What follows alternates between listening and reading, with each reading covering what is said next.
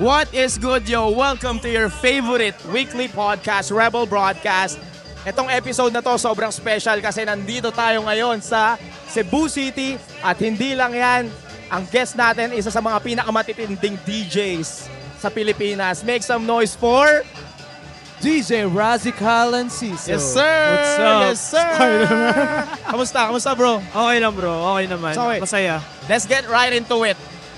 Kamusta ang Sinulog 2025 mo? Masaya bro, sobrang saya ng Sinulog 2025 ko kasi nga ito yung parang first Sinulog ko nung ako lang. Yeah. Kasi yung mga dati, sama ko si Price Tag, ganito ganyan. Kaya sobrang thankful ako kasi natupad na yung pangarap ko na makatugtog sa Sinulog ng ako lang. Yes, sir.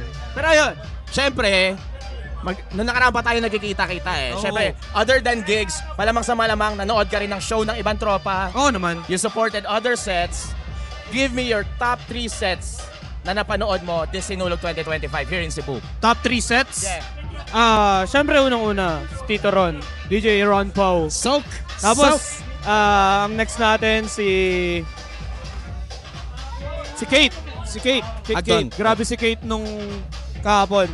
Yeah. Nung Sinulog Fest talaga sa Queensland. Grabe yung set niya. Grabe yung performance niya. Tapos yung pang third natin, hindi ko in-expect yun, na sobrang lupit na ni Victor Pring. Shit, Sobrang diba? nagulat ako Diba? sa pinerform ni Victor Pring nung last night din sa Sinulog. Grabe ba? Oo, grabe. Grabe bro. Pero syempre di mawawala yung mga nakasama ko sa Central bro. Yes, sir. Sobrang Yes, sir. solid. Lahat walang tapon, sobrang solid ng set lahat. That's the base. Yes, Ayun yung bro. base, pare. Ayun yung Oo base. naman. Pero ito, for the next question, syempre, Sinulog, isa to sa mga prestigious festivals, lalo na for us DJs. Oo naman. Oo. And lalo na, syempre, ang daming emerging artists ngayon, Oo. ang daming mga bagong DJs na Yes. syempre, pinapangarap rin nila makapasok sa mga ganitong klase ng festival. Bilang Razical and Ciso, bilang, you've been here for years, man. Iba't ibang festival, iba't ibang big venues. Anong mabibigay mo sa kanilang tips and tricks para, alam mo yon, Okay. to penetrate this kind of events? Oo naman. Ang mabibigay kong advice sa inyo or tips, magsipag lang kayo lagi and huwag kayong susuko. At doon kayo sa tama. Tamang gawain ng pagdi-DJ. Kaya tuloy nyo lang yan. Laging or always think positive. Huwag kayong mag-isip ng negative. Alisin nyo yun. Para matupad yung mga pangarap nyo. Yes, sir. And since we're touring, bro, syempre, nandito tayo ngayon, nasa ibang lugar tayo. And ikaw, lagi kang nagtutour eh. Iba't ibang province, iba't ibang lugar. Yes. Naranasan mo na bang ma-homesick? And if yes, paano ka nagko-cope sa homesickness pag matagal kang wala sa home? Na-homesick ako. Kasi tagal kong di nakakalaro eh. Hindi, pero iniisip ko na lang na mabilis lang naman ang panahon eh. Alam mo, 2025 na. Diba? Parang, yun nga sinabi ko, diba? Kailangan natin magsipag. So, iniisip ko na lang, kailangan ko to eh. So, ito yung pangarap ko. Ginusto ko to. Kahit nakakapagod na, pero ginusto natin tong mga DJ. Kaya, ito na yun. Nandito na tayo, ganito, ganyan. Kaya, tuloy-tuloy lang. Yun lang naman. Tsaka sa mga gantong eksena, sa mga gantong galawan natin, may mga behind the scenes na hindi alam ng tao na, putya, nagiging cowboy talaga tayo eh, no? Yung mga biyahe, hassle, last minute changes. Pero, Yes. ayun yung mga... Nakakapagod talaga yung mga ganun, mga hassle. Pero wala eh. Napagdadaanan talaga yun. Kahit tanongin nyo yung mga dating DJs, mga veterans, OGs. Mas malala pa sa kanila actually. Mas malala pa. Kaya para sa akin wala akong karapatan magreklamo na pagod na, ganito, ganyan. Wala. Enjoyin mo lang talaga. Enjoyin mo lang talaga, bro.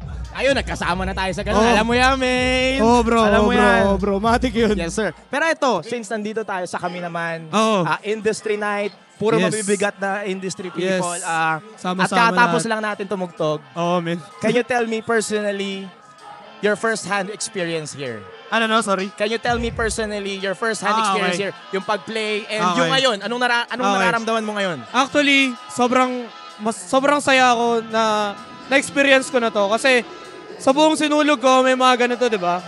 Noong mga past years, may mga event na kami naman, pero hindi ako nakapunta kasi nga umuwi na kami agad. So ito yung first na punta ko and first na tumugtog ako dito sa kami naman. Napaka-solid, napakasaya Yeah. kasi nagawa namin yung mga gusto namin gawin. Yes, Yung mga sir. gusto i-play, lahat welcome dito.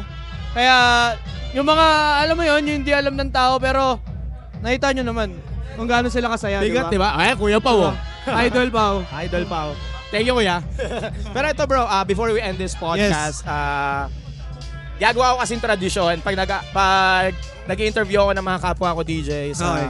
Tinatanong ko sa sila lagi, give advice sa mga nanonood ngayon. Kasi sa Midnight Rebels, ano yan lagi may mga nanonood ng emerging DJs, artists.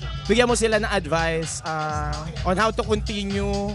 You know, kung gusto nila ma-reach your kind of level, ano pa yung mabibigay mo sa kanila? Siyempre, ayun nga, ulitin ko, ang first thing talaga, kailangan maging masipag. Yeah. Tsaka dapat, pangalawa, huwag kang magsawa. Yeah.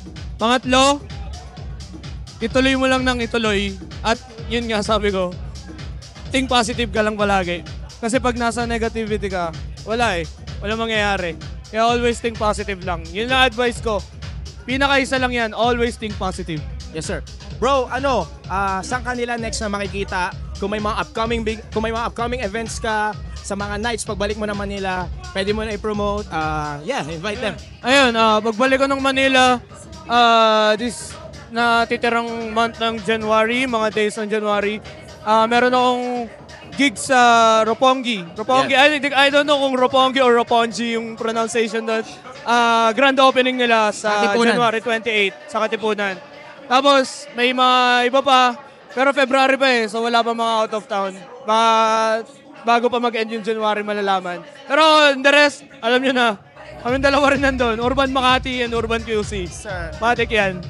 Saka hintayin nyo ang pagbabalik ng BSK. Yes, sir. Yes, sir. Yes, sir. Sabi ni Tito Funk no last Saturday, pahinga lang. Pahinga. So, Wait lang daw kayo. Wait kayo. So, yeah, you heard it from the man, the myth, the legends himself. Yes. Classic Ellen Ciso. And I am your man, Kobe's, the kid from Kobe's. Manila.